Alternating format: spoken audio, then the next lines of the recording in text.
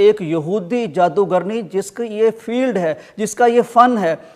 وہ جب یہ اعتراف کرتی ہے تو ہمیں بھی اب اپنی اصل کی طرف لوٹنا چاہیے۔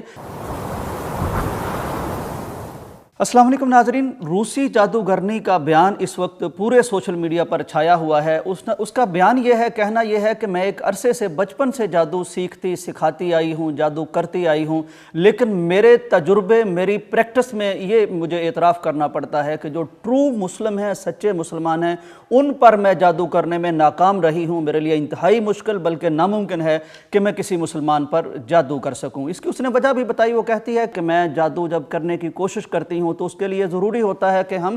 آنکھ بند کر کے جادوگر جس پر جادو کرنا ہے اس کا تصور کرتے ہیں، اس کی شکل ذہن میں لاتے ہیں۔ لیکن جب کسی ایسے مسلمان کی میں شکل ذہن میں لانا چاہتی ہوں تو میرا دماغ اس کی تصویر نہیں بنا پاتا، اس کی شبیہ نہیں بنا پاتا،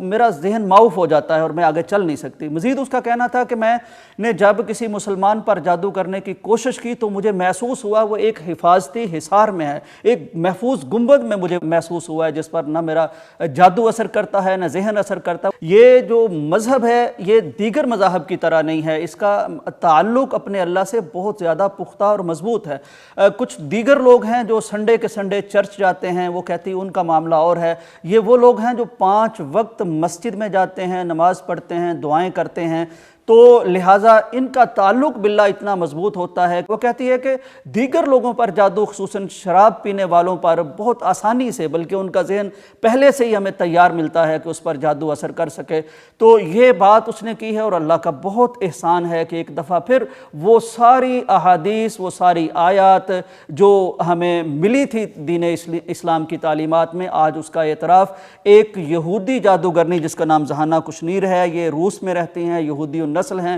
بچپن سے جادو کے معاملات میں مبتلا اور ملوث ہیں اور بڑی فیمس ہیں، اور جادو کے ایک سٹیج کے پیچھے ہی انہوں نے انٹرویو دیا اور اس میں یہ اعتراف کیا۔ تو وہ ساری باتیں الحمدللہ آج ہمیں معلوم ہو گئیں، جیسے پیارے پیغمبر نے فرمایا تھا کہ آیت الکرسی پڑھ لینے والا وہ اللہ کی حفاظت میں آ جاتا ہے، وہ شیطان سے بچ جاتا ہے۔ سورہ بقرہ کے بارے میں فرمایا تھا کہ جس گھر میں پڑھی جائے وہاں جادو اثر نہیں کرتا۔ اسی طرح سورہ فاتحہ کے بارے میں حدیث میں موجود ہے کہ اس سے زہر کا علاج بھی ہوتا ہے، جادو کا علاج بھی ہوتا ہے، بیماریوں کا علاج بھی ہوتا ہے۔ اور سورہ فلق اور سورہ ناس کے حوالے سے بھی یہ تو خصوصاً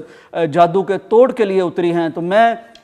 اپنے ان سارے مسلمان بھائیوں سے یہ گزارش کرتا ہوں کہ جب ایک یہودی جادوگرنی جس کا یہ فیلڈ ہے، جس کا یہ فن ہے، وہ جب یہ اعتراف کرتی ہے تو ہمیں بھی اب اپنی اصل کی طرف لوٹنا چاہیے، اپنے پیارے پیغمبر کی احادیث کو مانتے ہوئے 5 وقتہ نماز کی ہمیں کوشش کرنی چاہیے، اور ہمیں ان مسنون دعاؤں کا